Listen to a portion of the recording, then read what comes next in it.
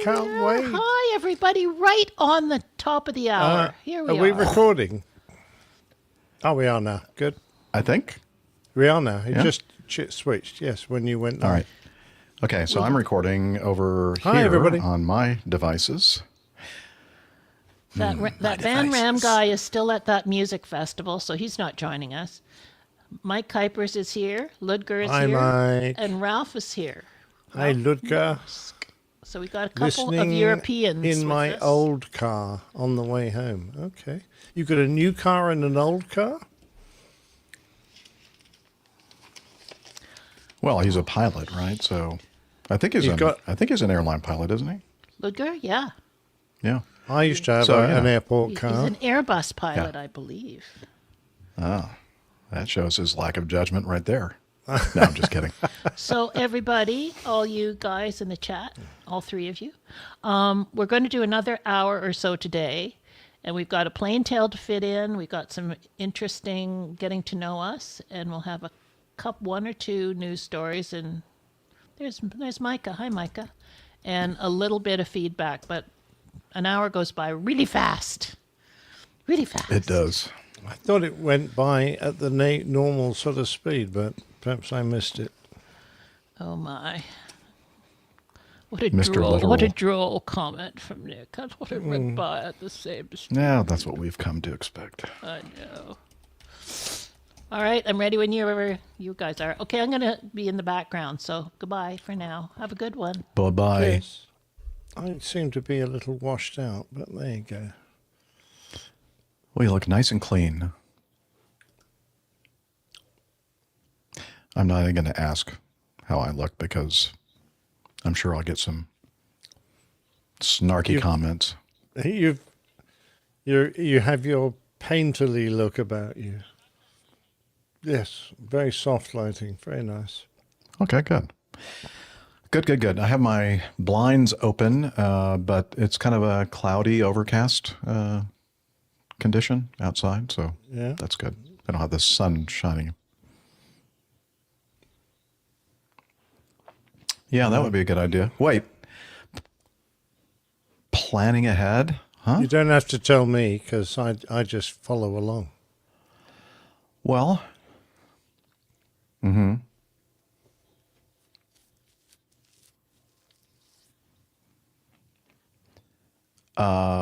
we could. Let's see, what else do we have? Okay. Yeah. Yeah, let's do that. Let's do, and should we start with 1A, the more issues in the NAS? Okay. Then that shouldn't take too long. And then we can, what about B? Oh, I'm sorry. I thought you said A, C, and D. Sorry. Yeah, C is kind of like, yeah, fire in the parking lot. Yeah. Oh. Well, I didn't even have the video. So I was there a hope video you with got us? the new for old insurance. You said video. I don't see video. Oh, okay. Okay. That's misleading. Ah. Miss Piper, misleading, AKA. Okay. No.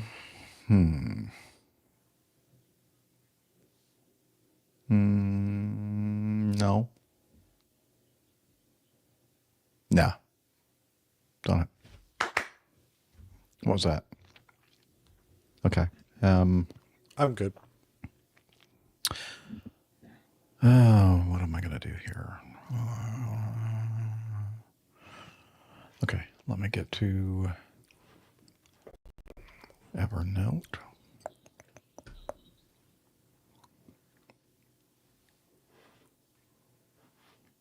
We saved the best, though, for last.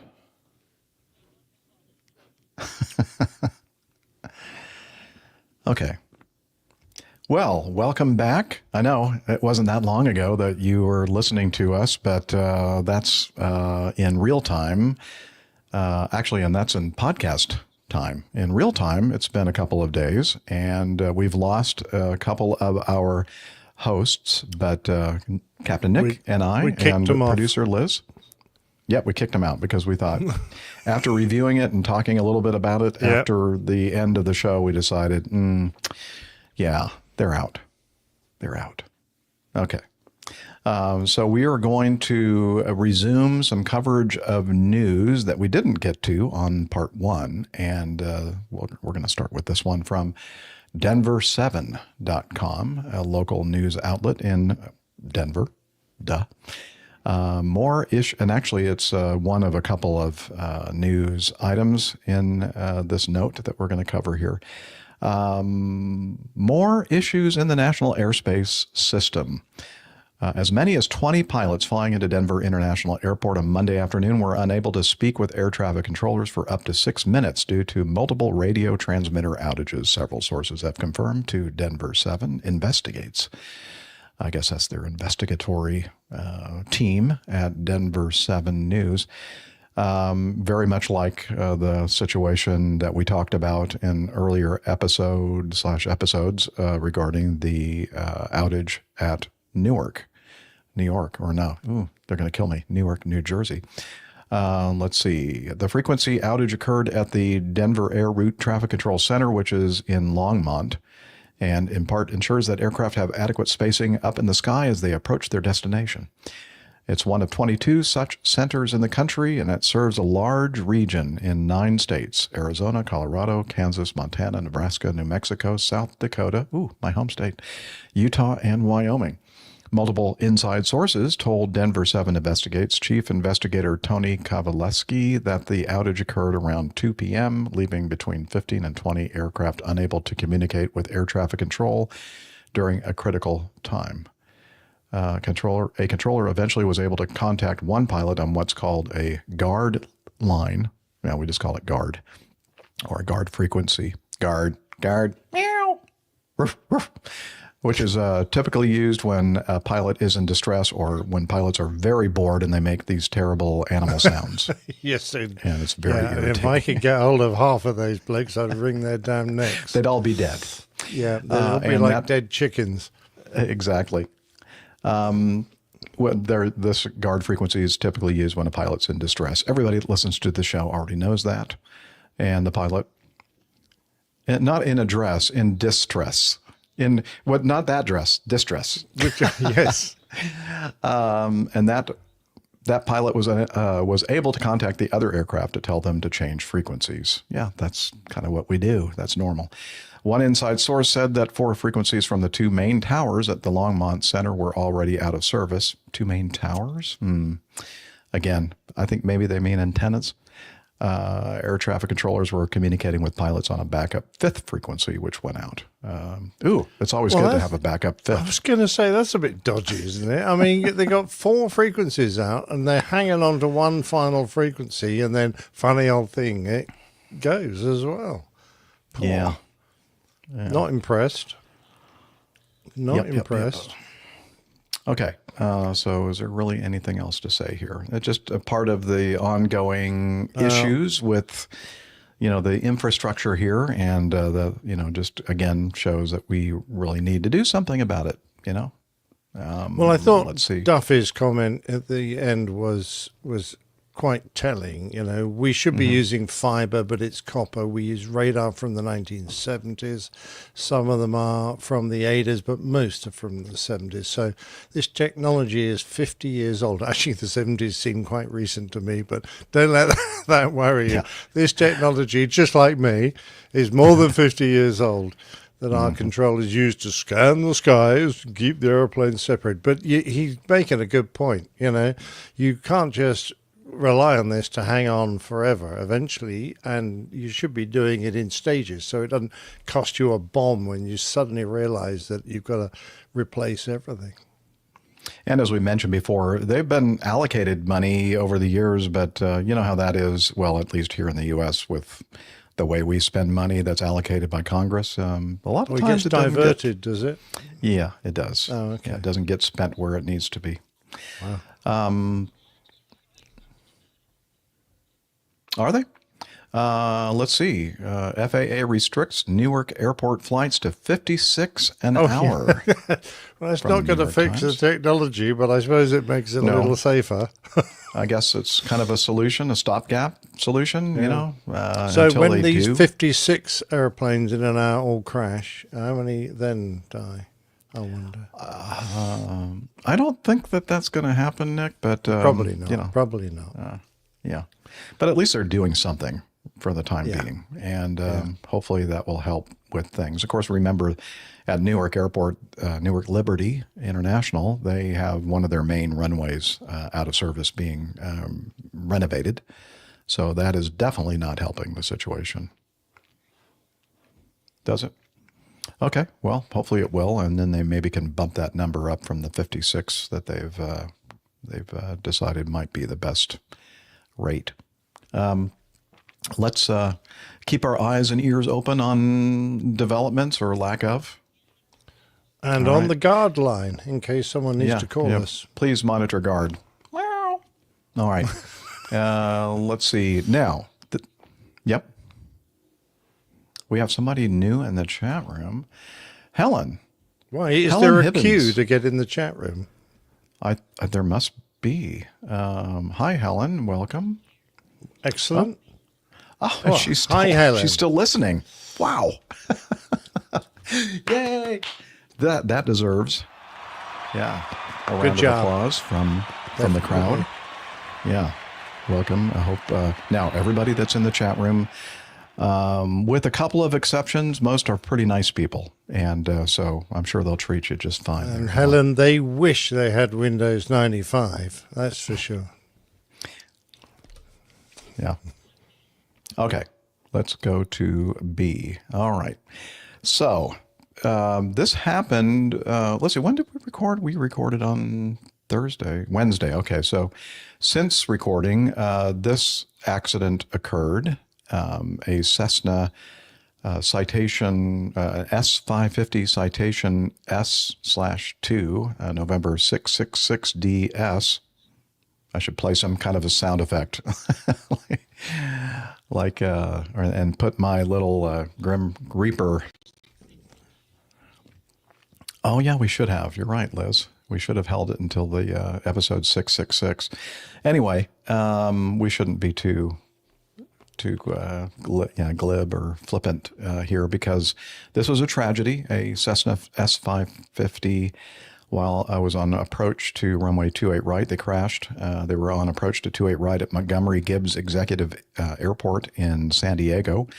The aircraft came down in the Tierra Santa military housing community and was destroyed, and about 15 homes and various cars were damaged or destroyed by fire. Authorities have confirmed at least 2 fatalities. The exact number of people on board remains unknown so far. Because this is from the Aviation Safety Network, I believe. And that was an initial report, that narrative that I was just reading here. And since then, they've discovered that there were more people on board the jet. I think, how many? 5? Was that right? 6 people on board the jet, and they all passed. And I think that there were some injuries on the ground as well in this neighborhood, but no fatalities. Yeah, property damage. Yeah, for sure. So let's see. Where do we start here? We know that the business jet had started their journey somewhere out on the East Coast. Was it Newark? Like maybe Teterboro or something like that. And then they stopped en route in Kansas, outside of in Wichita at the Colonel Jabara, the airport that the Atlas, the Dreamlifter, landed mistakenly a few years back. And they refueled, and then they continued their journey. And this is all, I think they left New Jersey like close to midnight, like very late at night. And so they were flying all night long here. And so they left the airport in Wichita, continued their journey down to San Diego, their destination being the Montgomery Gibbs Executive Airport. The Montgomery Gibbs Executive Airport is, and this is typical for GA and also corporate kind of flying. 4,598 by 150 feet is their biggest, longest runway. And that is pretty short as far as airline standards. Captain Nick and I are used to. I mean, something that short is not typically something that we want to put down a high-speed, high-performance kind of airplane. The weather conditions in the area were not good. Now, those of you that live in California near the coast, especially in Southern California, they experienced something that the Californians like to call marine layer, which is basically a layer of overcast or very low to the ground, foggy clouds. I guess fog is a cloud that's close to the ground, so yeah, kind of redundant for me to say that. Anyway, it was foggy. And they were talking with air traffic control and trying to determine what kind of weather conditions that they could encounter. And this is like right in the middle of the night, like 3-something in the morning. And the airport, of course, is not a full-time, not of course, but this airport doesn't have a full-time tower facility, so it was closed. The ASOS, which is a system that's an automated weather reporting system, was also out of service for the actual airport itself. But there are several airports in the general area, including Miramar Naval Air Station. You have the San Diego Lindbergh Airport and several others actually. And so they're talking with air traffic control to determine what the weather conditions are and what kind of approach they're going to attempt to fly to Montgomery Gibbs Executive, and have a little bit of air traffic control communications. And so we're going to listen to that right now. Station 666 Delta Sierra SoCal approach. The Montgomery ASOS is out of service. Which approach would you like? 6 Delta Sierra, clear direct Nesty, descend pilot discretion, maintain 9 or 1,000. 6 Delta Sierra, let me see what I can find out for you. Nesty is, I don't know if you're showing the approach plate. Okay. Nesty is the final approach, or one of the waypoints on the approach. Let's see, I don't think it's the final approach fix. No, it's the fix that's outside of the final approach fix, Nesty. Okay, let's go back to the recording. Okay, no problem. Okay, number 6 Delta Sierra, I've got the Miramar automated weather for 0955 Zulu with wind calm, visibility 1/2, and indefinite ceiling 200. Okay, I'm pausing.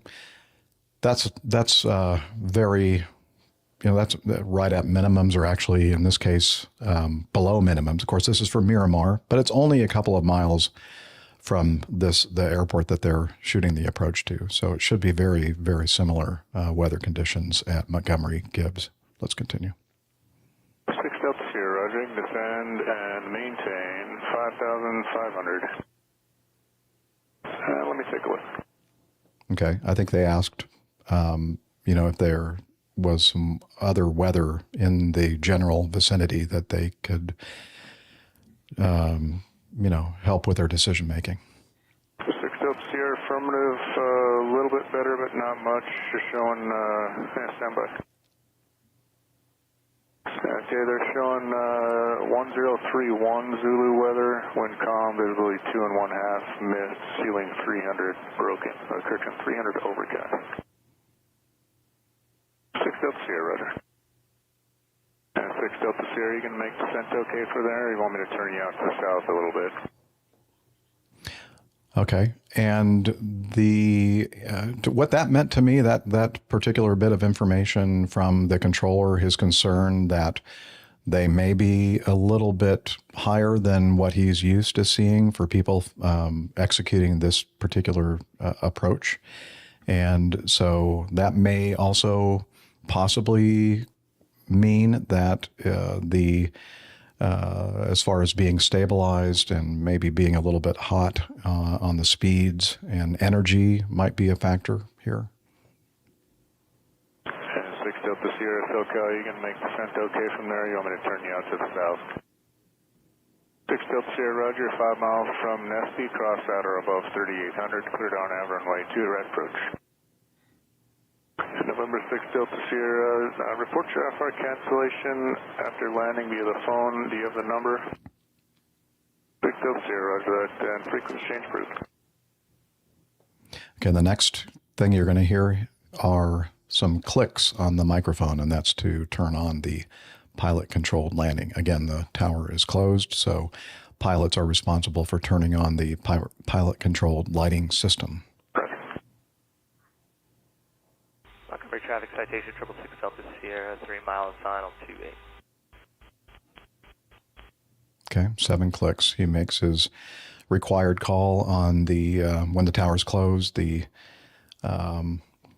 what's it called? The CTAF. Thank you. The Common Traffic Advisory Frequency, which is normally or usually the tower frequency. But since the tower's closed, he just told them they're on a 3-mile final, and then you hear the 7 clicks. And of course, yeah, it's nighttime and it's dark, and not only that, it's overcast and foggy, and yeah, visibility's not great. So you definitely, even if it was a clear evening, you'd have to have lighting so you could identify the runway and make a safe landing. And in this case, very critical for the lighting to be on so you can help identify the airport and the runway. And in another article that was sent in by Radio Roger, they indicate in this article, let's see, that was from the New York Times, that the runway approach alignment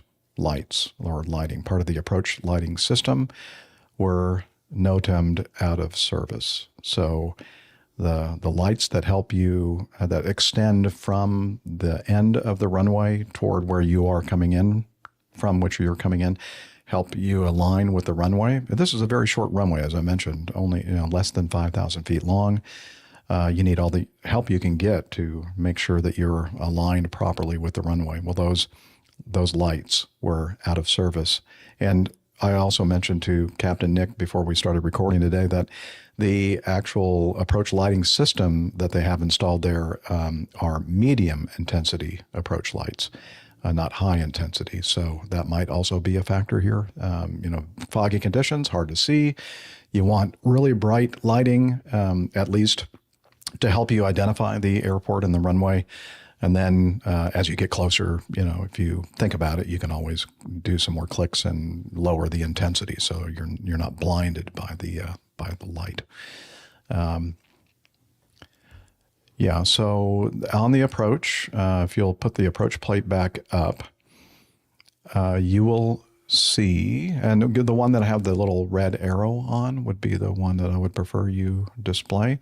Okay, on the so they were proceeding directly to Nesty. They were cleared for the approach, and there is inside of Palos, which is just under 3 miles. So about the point, or right before, or right after they made that transmission that they were on a 3-mile final to the airport.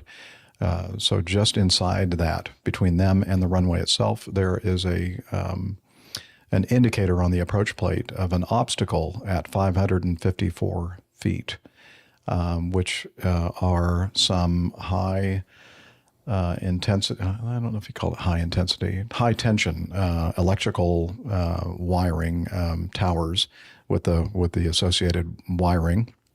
And also I looked on Google Earth, and it also happens to be kind of on these electrical wires are on a like a ridge line, so they're really poking up pretty high, and they are definitely something that you have to be careful about. And of course, in the profile view of this approach, as we are looking at here on screen, there is. I'll go back to the approach plate. well, I guess I thought that this was maybe like a step down to keep you from hitting the wires, but no, that's just the vertical descent point. So never mind. So yeah, go to that next one, Liz, please. Okay, so this is taken from the ADS-B data and then superimposed on Google Earth. And what we're looking at right now on screen, and we'll have this in the show notes for you, is the view from the airport looking to the east, southeast, and the path of the aircraft coming in. And then if you'll go to the next one, I believe, yes, this one, we're looking at it from the south looking north, and the airport is over on the left, just off screen. But this is the final approach path. And right before it looks like a normal descent path there. And they come up on this ridge line, and then I don't know if you can make them out in this, but there are some electrical cable poles along the top of this ridge line. You can kind of see that dirt road, and they're kind of along that. And then you'll see the path of the aircraft, the ADS-B path. All of a sudden, the aircraft pops up pretty dramatically and then back down again. And I believe that they're going to find that lowest point there on that ADS-B path before you see the spike upward is where they probably hit the electrical wires. And that has been confirmed in that second news story from New York Times that it was another report that I was watching, a news report. They were talking and showing the actual electrical cables being damaged. So it has been confirmed that the aircraft did encounter those electrical cables, and what we're seeing there is probably the reaction that the airplane had, or perhaps the pilots had, trying to climb the airplane back up after hitting the wires, and then of course at that point they were out of control and they crashed into that military neighborhood. And yeah, again, this is all speculation. Of course, this is not, the NTSB, FAA, they're all investigating this, and they'll determine with surety what happened here. But that's the best information that we have at this point. You're muted.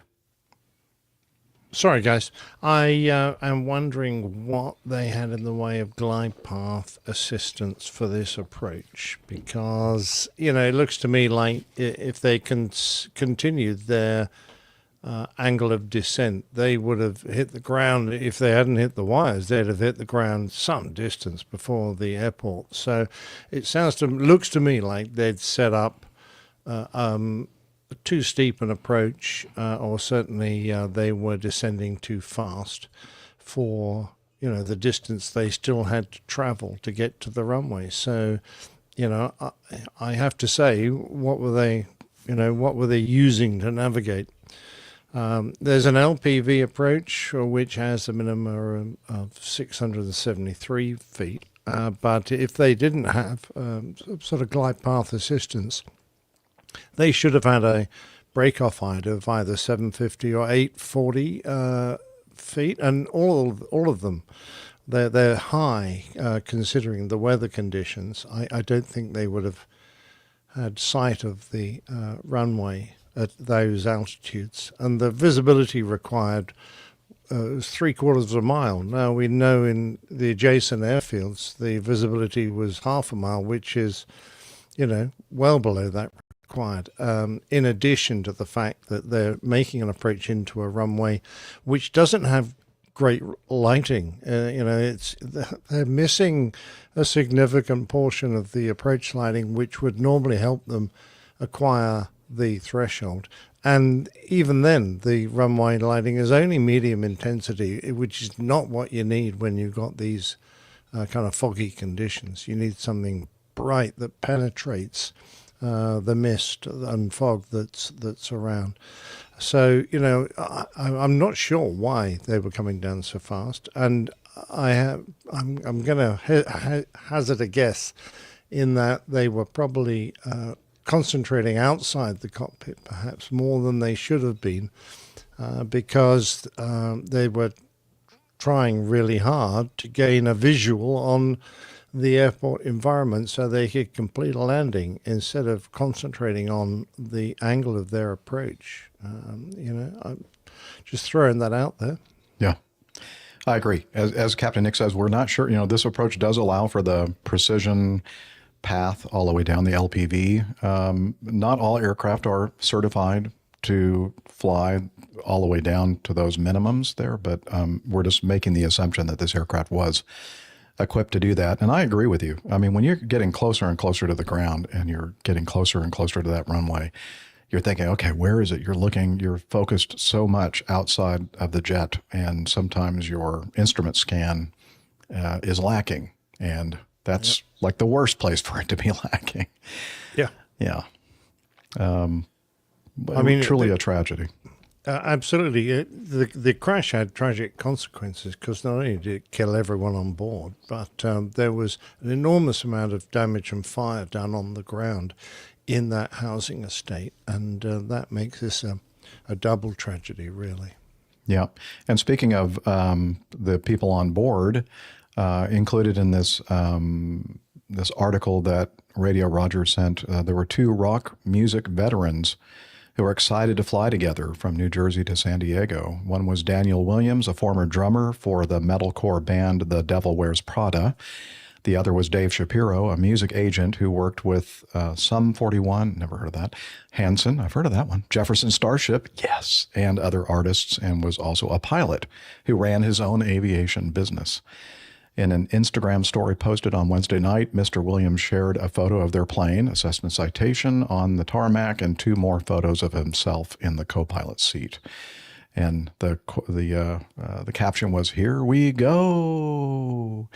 But after crossing the country, the jet hit power lines and crashed into a residential neighborhood, which is what we were just speaking of there. All 6 people aboard killed, 8 people on the ground were injured, 10 homes damaged, and several vehicles as well. So here's the deal. They're going to have to determine who was actually at the controls. Was it the drummer, Williams, who was at the controls, or was he the co-pilot, or were both of these former musicians, or not former, but rock music, what do they call them? Rock music veterans. Were they both up there in front, or did they have another pilot that they had hired to fly this jet? I don't know. They're still trying to determine who all was on board, who was killed, and who was flying the jet, but it certainly seems to be pointing to that. Now, just because there wasn't a quote-unquote professional pilot, somebody that does this for a living at the controls of the aircraft, doesn't necessarily mean at all that they weren't fully qualified to be able to fly this airplane on an instrument approach to minimums. But I think we're going to find that they should have done the right thing by saying this is too low, maybe not even attempting the approach to begin with, or if so, really making sure that they initiated a go-around procedure, a missed approach procedure when they reached the missed approach point and or the decision altitude and couldn't see anything. Yep. Yeah, we highlighted a few areas where they, a cautious pilot had already been the idea of going into this particular airport and perhaps diverting up to San Francisco where the weather was considerably better. So, there were lots of decisions, the lighting, the lack of lighting, the weather in the area, the steepness of the descent, the fatigue they may have been feeling after coming all that way, the time of the day. Of course, they're at a circadian low. They're not perhaps operating as sharply as they normally would. There are lots of good reasons why they should really have gone, let's try again tomorrow when the weather's a bit better. Let's pop up to San Francisco or somewhere else where the weather's acceptable. Take have a few beers and a nap. And then tomorrow morning when the sun's up, we're all feeling a bit better. We'll take the aircraft into this airport, Montgomery. But there you go. There for the grace of God. Okay. So I'm sure we'll be, keeping our eyes and ears open for updates on this tragedy as well. And as soon as we get that, we'll pass it on to you. We were going to try to knock out another news item, but we're running out of time here in part 2. And I think now would be a good time for us to do some more getting to know us. And that's the music you hear in the background. And that's the segment of the show, I guess the second one on this particular show, where we get to know what Captain Nick has been up to since we last recorded. I've been looking forward to this. First of all, I just wanted to say a big thanks to AJ on the last show, who put my friend Simon and his boy Harry in touch with Virgil, who lives in Florida. My friends are flying out to Florida, and they want to go and see the museum on the Naval Air Station, Pensacola, the Aviation Museum. They're great aviation fans, and Virgil has volunteered. He lives very close, and he's ideally placed to help them because they need an American national escort to get them on the airbase. But I just had Simon round for a cup of tea, actually. He finished a bowling match and was heading home. And he said, actually, there is another problem. That they're still not sure, even with that assistance, that they'll be able to get on. But I'm sure when they get there, they'll be able to sort it out. Anyway, is it because it's AJ's friend? Yes. Yeah. Well, I think they're worried that Virgil will be involved with the Thunderbirds. He's the pilot of Thunderbird 2. So, he might be busy out there on Tracy Island. So, yeah. Anyway, thanks very much indeed for anyone there who was going to help. We'll see what happens. Okay, so that's from the last show. And I was heading off to London, would you believe, to go to my annual, I say annual, it's held every year, but I haven't gone very often in recent years. There's a 43 Squadron, my very first fighter squadron, association reunion that happens every year in the most fabulous place, the RAF Club in London.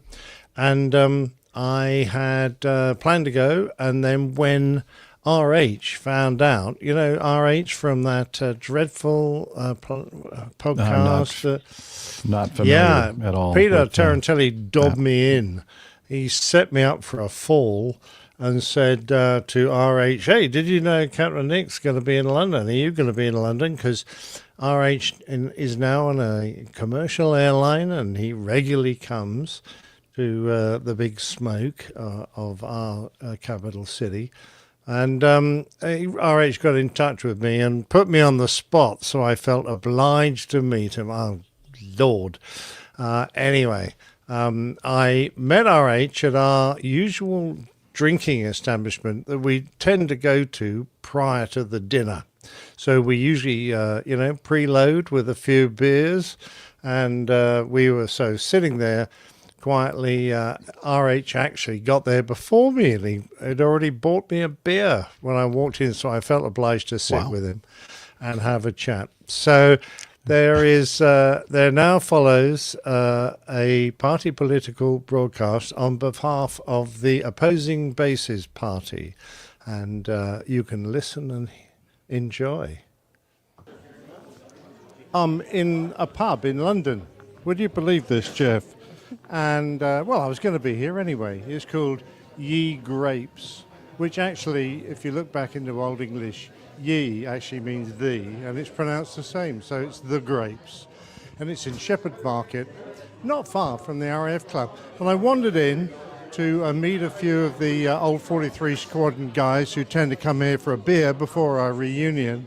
And this erstwhile, out of work, scruffy-looking American just hijacked me and dragged me up to the bar and wanted to buy me beer. So you better explain what the hell is going on. Hello, everybody. It's RH here on Coincidence in London on a trip. And your wonderful listener, Peter Tarantelli, sent a text the other day and said, hey, I think you might, if you're in London, I think Captain Nick will be there on Saturday. And it just so happened I was going to be here. So we got together and figured out what worked out with timing, and here I am at Ye Grapes with a Thai restaurant on top and the club soccer field, football field down here on a beautiful Saturday afternoon in London, seeing my old friend, old pilot, Captain Nick. I know, isn't it a coincidence? I just find this sort of thing absolutely incredible. You come right the way across the pond. You better tell me what this trip is when you get a moment and what exactly you're doing, because we haven't caught up with you for a long time. But I just find it remarkable that here I am in London. I don't come over very often, perhaps once or twice a year. And RH is here. Here he is, in the flesh. Go on. Tell us what's been going on in your life. So it's been a couple of years since I sent an update to the show, but in late 2023, I left air traffic world and went back to the airline world. And I fly for an airline we affectionately call Penguin Airlines. Is that Jackass Penguin Airlines? Because that's who we've adopted as our show bird now. Oh, the Jackass Penguin. The flightless bird. Yeah, a flightless bird, because we're going that way. And also they're jackasses. They're a real penguin from South Africa. The Penguin Airlines name came from a comment AG made on the show several years ago about his brain being like an iceberg. And there are penguins on it that represent his knowledge. And when one comes out of the sea, another one has to jump off. In other words, he only has so much room on the iceberg. So that theme has taken on. This is Penguin Airlines. I'm on a fleet out of the New York area, and I'm in London a lot, probably 2 to 4 times a month. Oh, wow. I'm over here for a 3-day trip. We leave at night, and I got here this morning. So we left Friday night. I arrived early this morning. This is one of the earlier arrivals that we have, and I leave really early tomorrow. So that's a typical week for me, is 2 flights out and back to London and go home for a few days. What is your machinery of choice? I'm on the 757, 767 fleet. Okay. And for the London flights, we are almost primarily on the 767-300. And it's a 3-person crew. And my seniority puts me right in the IRO, International Relief Officer, bunkie spot. So I get to watch people fly the airplane over here and back. And what do you think of being on the other side of the cockpit door? I love it. Did you I absolutely get that love it. other side of the Yes. I saw the tie-in to APG. I love it. I'm glad to be back. I really loved air traffic, but the timing was right in the industry, and I took an opportunity to come back, and I'm really glad I did.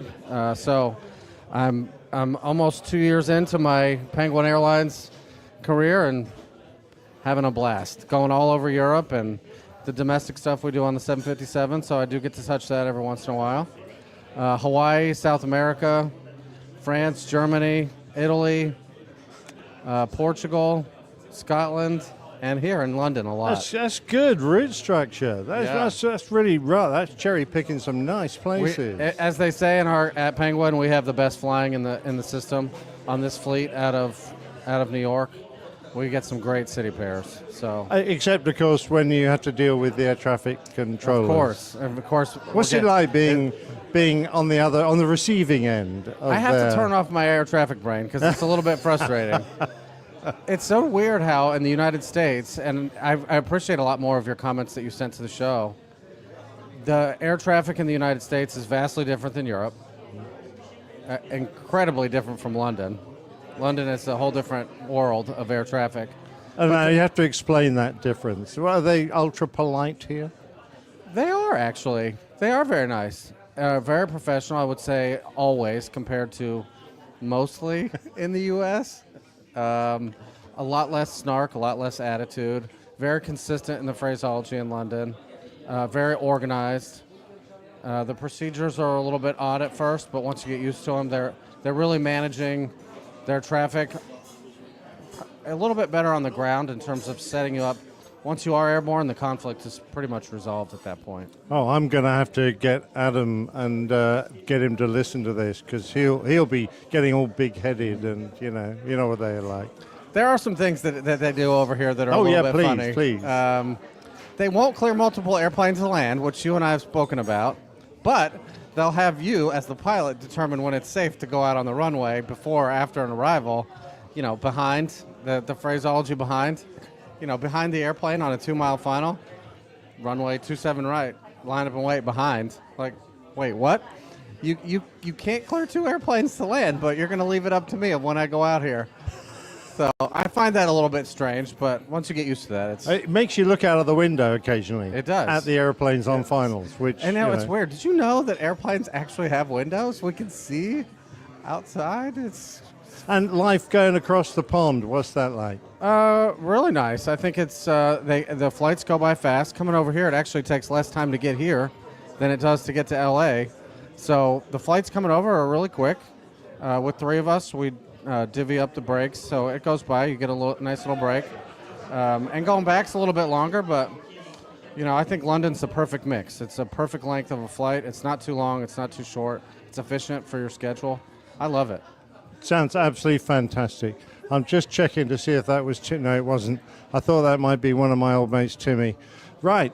All right. Any other messages? You want to wish anyone well? I wish everybody at the Airline Pilot Guy Show well. I haven't spoken with you guys in a while, and I still listen. I can't listen to every single show, but I do hear you guys. I enjoy hearing you guys catch up in the Getting to Know You segment and hearing how everything's going. It's great to see Nick in retirement. You look great. It's treating you very well. Well, I am dressed in my best bib and tucker. You do. I'm booted and spurred. I've got my association tie on, all my little badges. I'm in a 2-piece suit. After all, it is quite warm. It's like 22 degrees out there. But the beer is helping a lot. And sadly, we're only going to be here for a couple of hours before I have to head off to a dinner. And what are you going to do this evening? I'll go get some dinner and head back, get it to bed early, and we have a really early wake-up call tomorrow. So all right, okay. The timing will work out really good for me today. An early dinner and early to bed. Well, I wish I could invite you into the club and show you around, because it's really quite a thing to see. Well, next time with a little bit of notice, maybe we can. Well, I'm not a member, so it makes a bit of a problem. I'm going there because of the dinner. All right, excellent. Lovely to see you. And thank you for setting up the audio and letting me say hey to everybody at the APG. Cool. Hey, I missed you guys, and it's been great. And nice, lovely. So nice of you to come meet me, Nick. Thank you. It's my pleasure. And have a real safe trip home. And, thumbs up with your career. I hope it continues to blossom. Do you feel like you've kind of left AJ in the dust behind you? AG is doing great. I do feel like he misses me. He's having a hard time getting by without me, but we handle it every day with a phone call. I get him closer to happiness. Sounds good. Sounds great. All right. I'm going to let you send it back to Jeff in the studio, please. All right. From Ye Grapes in the Mayfair district of London, RH signing out. Cheers. Back to you in the studio, Jeff. You'd think he'd know how to send it back to me in the studio, but you had to help him. Yeah. Yeah. Come on, RH. It's what you get with these amateurs. Exactly. It was great. Very, very nice. He is one of the nicest guys, and he is invariably in a great mood. I've never seen him looking a bit down or looking tiny. He's always full of beans, and it was an absolute pleasure to see those you who again. Are mentally challenged they don't know any better, so they're always seem to be very happy people. Yeah, I need to move on because I did take a few pictures of the RAF club because I couldn't show RH around. So it's a really old club. It was formed sort of on the same year that the Royal Flying Corps in 1916 was formed. And inside it's got an extremely historic building, and it's got every single crest of every RAF or RFC squadron that was formed. And of course, you've got to go and find your own squadron. So I had a look around, and all these framed pictures of the crest, and they're actually the original drawings that were submitted to the I forget what he's called. Yeah, it is. Because they're heraldic crests. They have to be approved. So I had to go around and find the 43 Squadron crest, so that's it there. And there's all the other squadrons there as well. But the dinner, of course, starts with pre-dinner drinks, and everyone's there admiring everyone else and starting to live old times and checking which table you're at. The room was crashed aircraft pictures in the background on the screen. Absolutely, yes, I know. It's great, okay. isn't it? It'll set the mood. This year was devoted to the period when the squadron flew the Hawker Hunter. So there's lots of pictures of crashed Hunters because they're the best pictures. Yeah. And, it's in what they call the Sovereign's room, so it is very nicely appointed. And it was a proper, 3-course meal with service, etc., and it was absolutely brilliant. Afterwards, there were some speeches from our association president, Derek, who, actually, I don't know whether, I think he might be the chairman. And he was the president was on his anyway. Some great speeches. It was really nice. And just wandering around, I happened to pop my nose into one of the bars downstairs, which is full of paintings of. There's Churchill there in his. I can't quite see how many stripes he's got. It's Chief Marshal or. Air Vice Marshal's uniform. There's Dowding and some of the other commanders of the Air Force during the World War II. And there is the most fantastic stained glass window at the end of the building now, which I had to take some pictures of because that's new to me. I hadn't seen that before, but it just depicts various aspects of the wartime flying of the various aircraft in our history. There's even an old Harrier there. There is. It's a marvelous place to go and visit. There's, of course, I was there quite recently interviewing that wonderful pilot who was 103 years old and talked to us about his career in mosquitoes. So it was great to be back. Certainly a lovely evening. The food was good too. It was delightful to give you a little view of that. And of course, if you're a member of another affiliated club, I'm sure the United States Air Force have one. You can have a reciprocal arrangement and get a cheap hotel room in there. They're very nice, or go and play squash or whatever you want to do in the RAF club. Great facilities. So that was last week. That was absolutely brilliant. Thoroughly enjoyed that.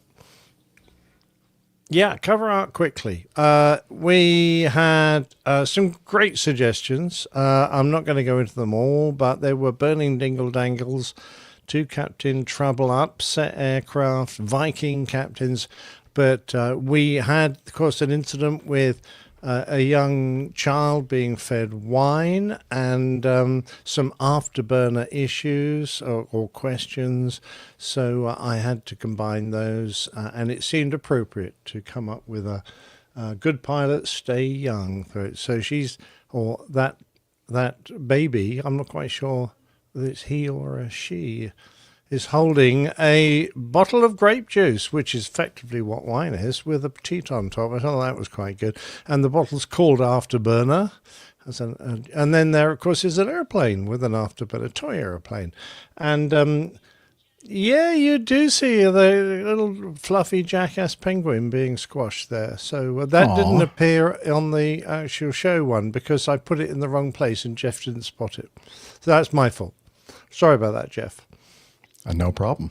It is. Now, if you were looking for the numbers and things, well, have a look at this because in a very blurry nose position on the nose is 663. Mm-hmm. And if you want to find the show logo, you have to look on the foil that surrounds the top of the bottle. And there it is. Very nice. All its glory. Yes, right by the nipple. Big old nipple. Yes, I know. If anyone wants an Acme logo on their nipple, then just let me know. Okay. He can take care of that for you. All right. Yeah. So 663, our last episode, was recorded while I was at Pensacola Beach. And the next day, I left early in the morning, got back to Atlanta before the bad traffic on Friday afternoons. And then I did my normal weekend singing at church. And that's pretty much it. Pretty boring. But yeah, not boring at all. That's my life. And yeah, that's it. And then as far as I don't recall if we have any coffee fund notifications. Okay, yeah, we'll combine it. If you were someone who contributed to the coffee fund, then please know that we'll talk about you and acknowledge your fine contribution on the next episode. So for now, we're running kind of out of time. I'm not sure we're going to be able to get to any feedback, but we definitely want to make sure that we do this episode's installment of the old Pilot's Plain Tale. And in this case, it's RAF Form 414, Volume 34. Here we go. As soon as it came out of my mouth, I thought, I don't think it's 34. I think it's 34. Okay. I mean, 35. The RAF Form 414, Volume 35. The Old Pilot's Plain Tales. RAF Form 414, Volume 35. I had flown a couple of supernumerary trips to John F. Kennedy Airport in New York, sitting in the back of the cockpit, watching how it was done. But now it was my turn to clamber into the hot seat to start my line training with Virgin Atlantic.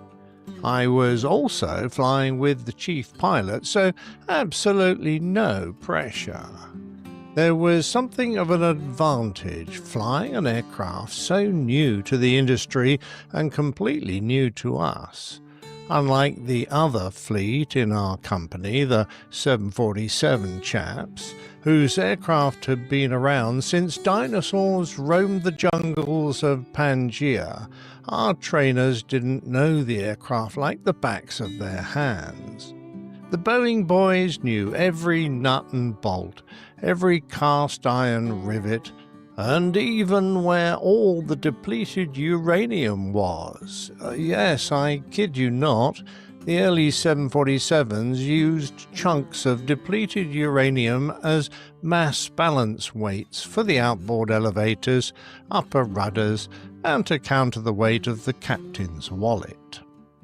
Our trainers were just about as much in the dark about how an Airbus worked as everyone else, particularly since the manuals barely brushed the surface in explanation, and that was assuming you could decipher the appalling translation that was an odd mixture of French and English, generally known as franglais, and which employed the most confusing grammar of both languages combined.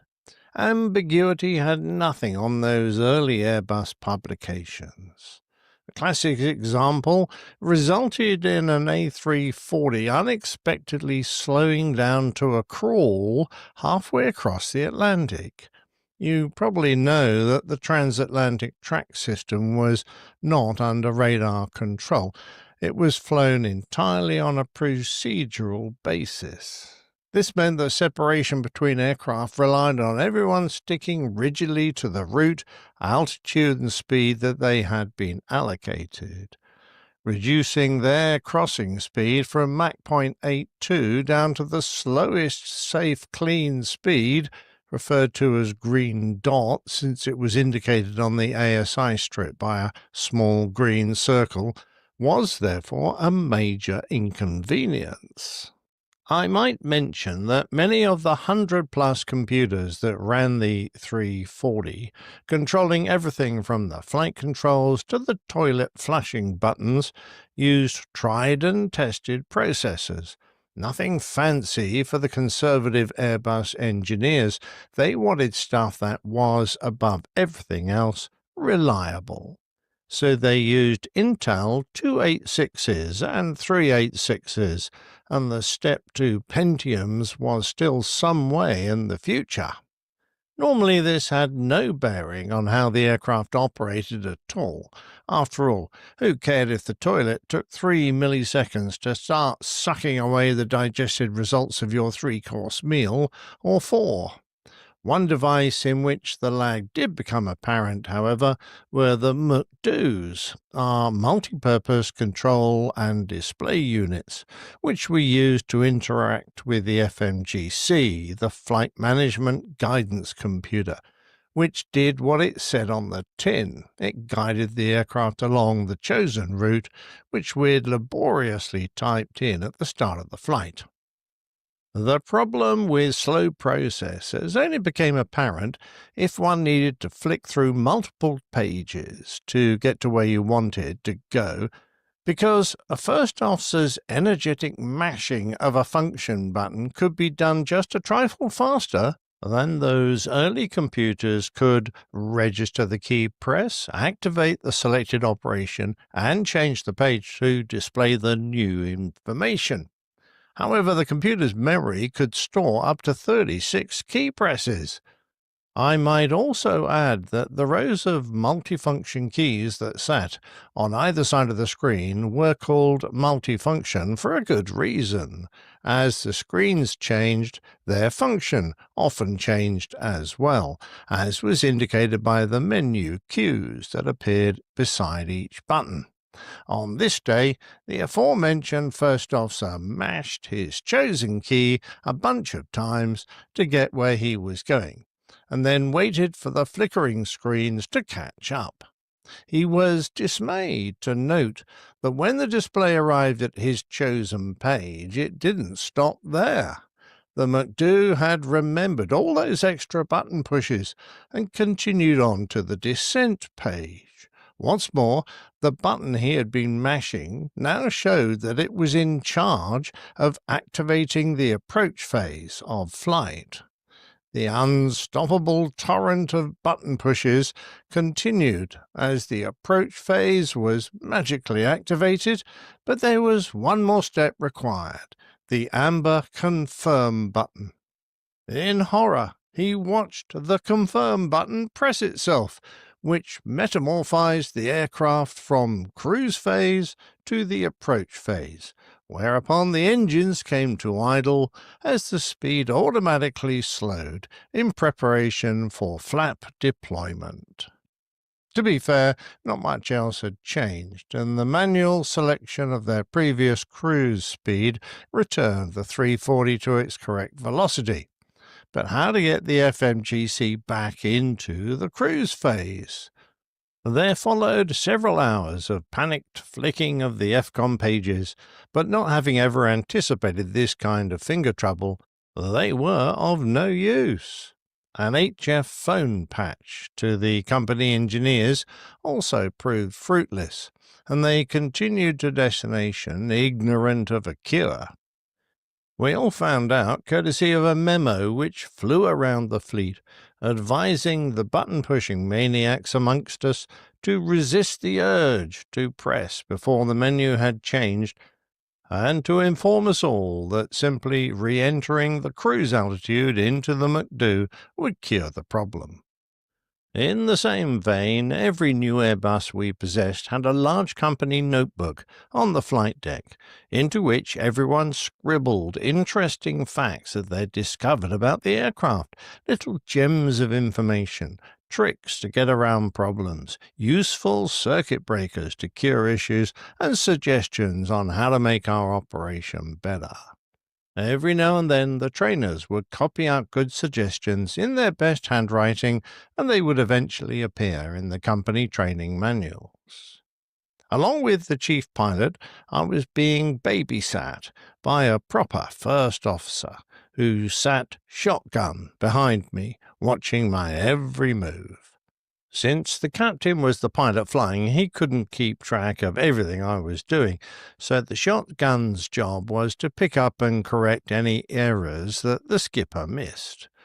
The wrong kind of chap in this job could easily have made my life an absolute nightmare by picking on the tiniest detail or jumping in so fast I didn't have a chance to act on my own accord.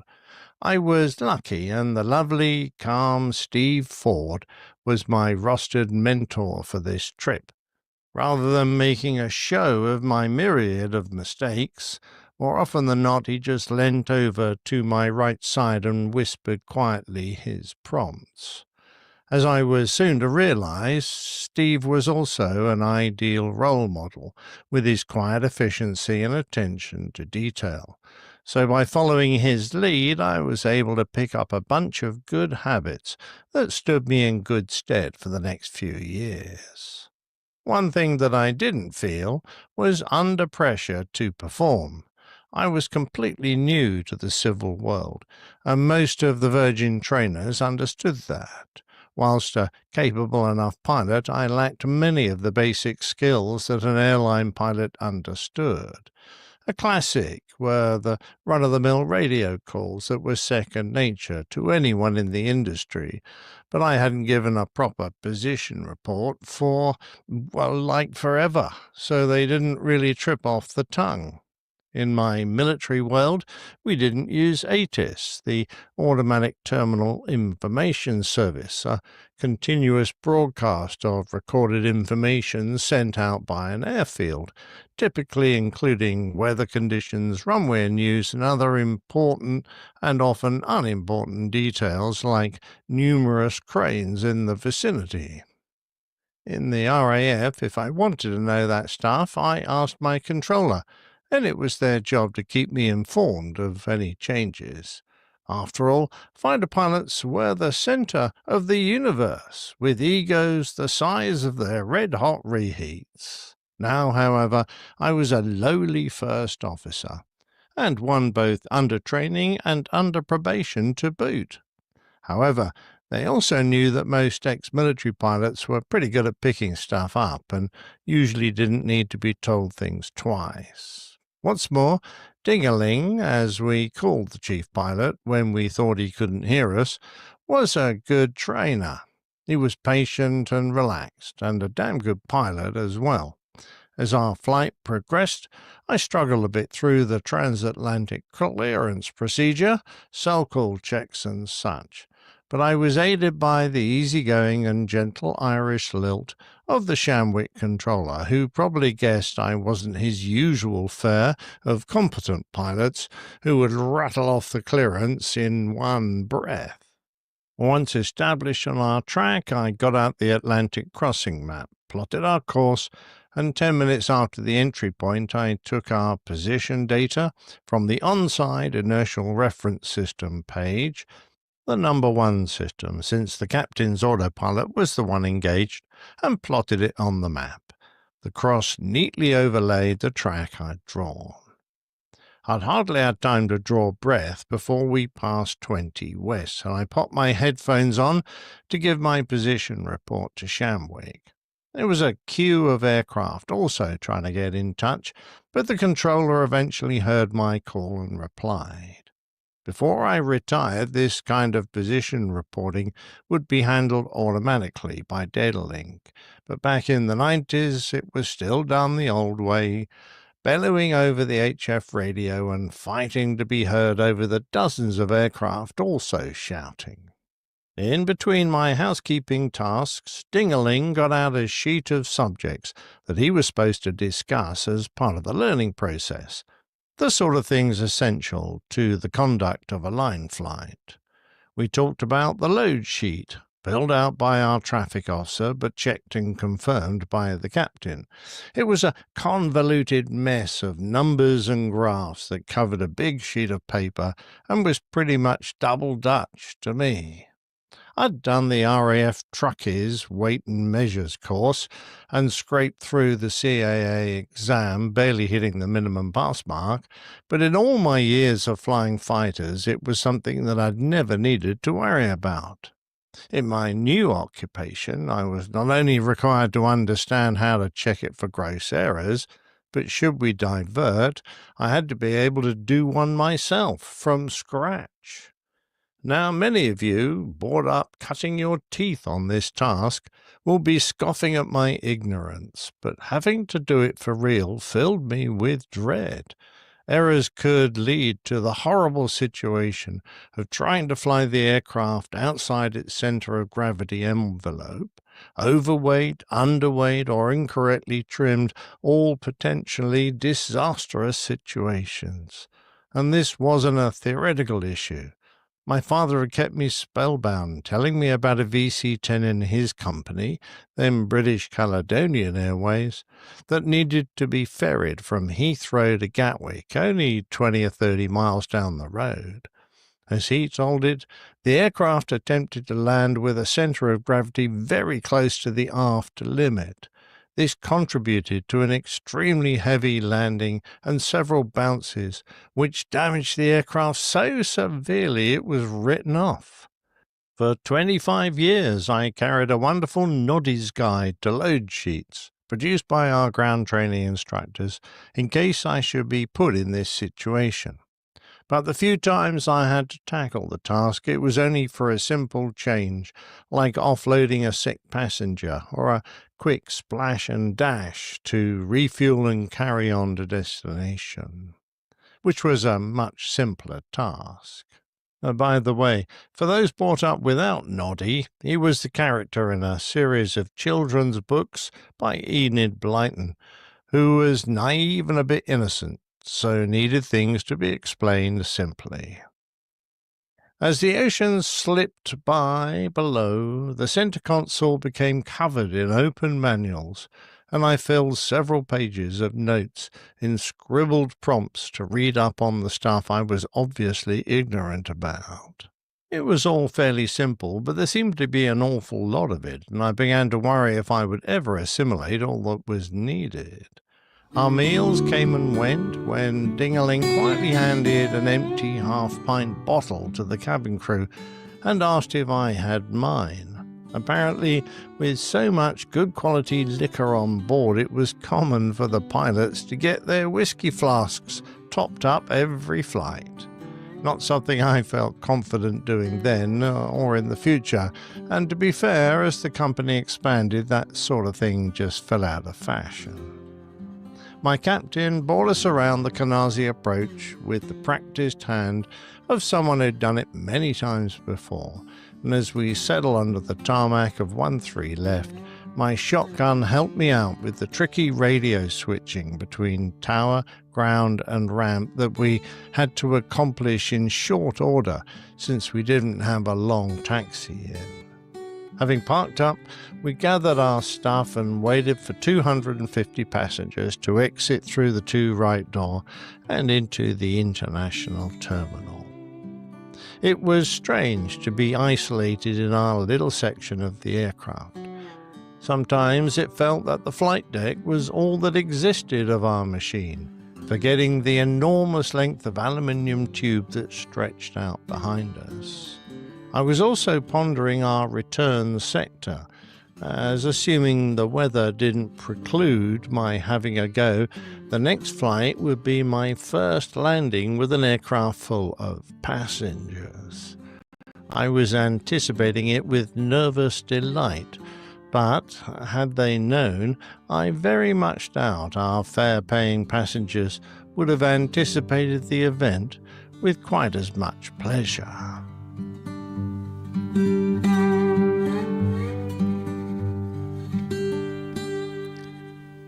And after experiencing it with great displeasure. Yeah. Well, I didn't. No one forwarded me the complaints, so I felt that it was going to be. Well, we'll find out on the next plane tale. There's certainly the next logbook one anyway. Yeah, looking forward to it.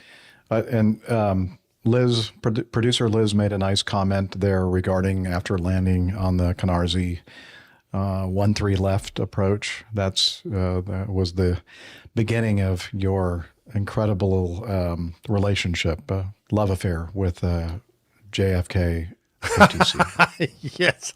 Well, actually, it was so funny because Steve beside me kept having to translate what was being said to me, so I had some idea what to reply with. It was a bit of a joke. So I was just gobsmacked as to how busy the damn place was and how hard it was to cope with everything that was going on. But, it's something you kind of get used to eventually, I suppose. You're on request. Thanks. Yeah, unfortunately, we don't have enough time to continue with any more feedback on this episode 664, which makes Liz happy that we can transfer all of the feedback that we were going to attempt to cover on this episode, and we're going to move it to the next one, 665. So we should be doing that sometime next week. So stay tuned, please. As always, you'll hear how you can follow us on the social medias, or the social meds, I like to call it. But before I do that, we're going to point you over to our website, airlinepilotguide.com, where you'll find all kinds of good stuff. And now Captain Nick is going to tell you about those social meds. Apparently. Yeah. It says here that if you are a Facebook friend, then you can find us on Facebook. Just have a look for Airline Pilot Guy. That's all one word. On X, we're at APG Crew. On the Instagram pages, we're very similar. We're just the /APG Crew. And on YouTube, look for Airline Pilot Guy. Again, all one word. Very good. Thank you very much, sir. And also, we have a Slack group, a bunch of slackers there. Hello? Can you tell us about Slack? Okay, but I'm dripping wet. All right, come on over here and tell us all about it, please. APG listeners, please join us on our Slack team. Slack is a communication, coordination, and sharing platform that works on your mobile, laptop, or browser. On Slack, we share news and ideas. We suggest episode and plain tales topics. We plan events and meetups. To get into the Slack team, please email me at slack@airlinepilotguy.com. That's SLACK, Sierra Lima Alpha Charlie Kilo @airlinepilotguy.com. Or send me a tweet with your preferred email address to @Hillel, and I'll send you an invitation. That's Hillel, spelled Hotel India 11 Echo 1, and see you in Slack. Thanks a lot, Hillel. I need a towel. I got shampoo in my eyes. All right, I'll be right there. Did you say he got poo in his eyes? No, shampoo. Oh, shampoo. Sorry. Sorry, Hillel. Sorry, mate. Oh, my. That would be a major problem for sure if it were without the sham part. Yes. Speaking of shams, here's Here our I producer. Great. Thank you for all the hard work that you do in preparing for the show and all My the pleasure. stuff during the show. And it's a lot. So we lot. do appreciate that. So anyway, it's a lot. Whoa. And also, we'd like to thank our live audience for being here with us today, including Helen. She's here for the first time, and hopefully She nobody just scared went off her to get away. her tea. So She gone went for off to get her tea. Tea time Okay. called. So, yeah, she had Tea to go. time calls. Okay, But very hopefully good. she'll be back. Yeah, and I bet let's she's see. just gone to get a gin and tonic, Yeah. Wouldn't you, really? Yeah, I would, yeah. How else are you I going to prefer. get through this show? Exactly. Yeah, no kidding. She should have done that before she joined the chat room. She didn't It would have been realize. a lot easier to stomach all of this. Now, Nick, did you get oh, sorry, go ahead. Go ahead. I don't know what I was needed going any to titles. wrap things but, up. Yeah, wrap it up. Wrap it up. Okay, let's do that. Let's wrap it up, and then we'll talk about the titles. Yeah. Sorry. All right, and so thank you one and all for listening to our show and recommending it to your enemies. And yeah, we hope to see you again next week on the next episode. In the meantime, we invite you to, what do I say? Not invite you to. Wish you clear skies. And in the meantime, wishing you clear skies, unlimited visibility, and tailwinds. Take care, and God bless. Yeah, well done, Jeff. I've forgotten how to say goodbye. Oh, goodbye. See you next time. Shut up. See, that's gonna be cut out, you know? Yeah, not anymore. Yeah, what you guys don't know is, what I'm going to be cutting out and what I'm not going to be cutting out. Oh, and dear. Oh, and Ludger's Okay. happy because he made it home just by the end of the show. Oh, So good. And that old car of yours, you made it home. That's awesome. it's Well old done, July. Oh, Ludger. look, I-Haul boxes right on time. Yeah. Welcome. Good job. Yeah, bye, IO boxes. Usual timekeeping. Well done. Yeah, he Well, you probably know, he's a didn't cargo realize we were pilot. gonna have a show, short Schedule, Yeah. schedule, whatever. Yeah. Well, there Just we are boxes. at an hour and 15 minutes. So there we go. Yeah. Yeah, Anyway, this is, okay, main man Mike is Foggy Rock Flyers, show title based on the crash in San Diego. Probably I'm not. Is sure. it too soon? Little Too soon. But did you get some from the first part, Nick, that you thought? Yeah, I got 'Cause I don't- DoorDash O'Hare, Blind Driver, Yeah. and Happy Birthday, Dr. Steph, Yeah, I like that. which at the moment is leading, I think, but Okay. I could definitely do a blind DoorDash driver. What's the name of the blind Ray pianist Charles. singer? Ray Charles. Yeah. I could perhaps put him in a DoorDash Oh, I like it. Oh, vehicle. Yeah. Do you think And that for would any work? of those who were listening to part one, Steph did go off on her run for her birthday today with her brother and had a lovely run, almost made record time, not quite, but there we go. Oh, Pilot's in distress. so I-Haul boxes has been with us longer than we I thought. see. He heard us talk about distress and what dress? This dress? That dress? Pilot's This in dress? distress. Pilot's I in like that. distress. I could put Miami Rick in a dress. No Well, problem. yeah, he doesn't wear a In kilt. fact, every now and then? yes, I was We already just have going him to in a say kilt. that. Yeah, we Yeah. have him in a kilt. The tilt of his definitely. kilt. Anyway, yeah. Okay, everybody. Jeff's got to get ready to go off and Yeah, do got to some put my singing. church clothes on Do some and singing. go head up to the church and do some singing. He's going Singing. to wash his hands in holy water again. Bad Yeah, it man. doesn't do any good, sadly. Anyway, thanks for taking part of your Saturday to be with us. Yeah, thank you, everybody. Excellent. And we'll Good see job. you next week. Bye. Thanks very much. Bye, everyone. Bye.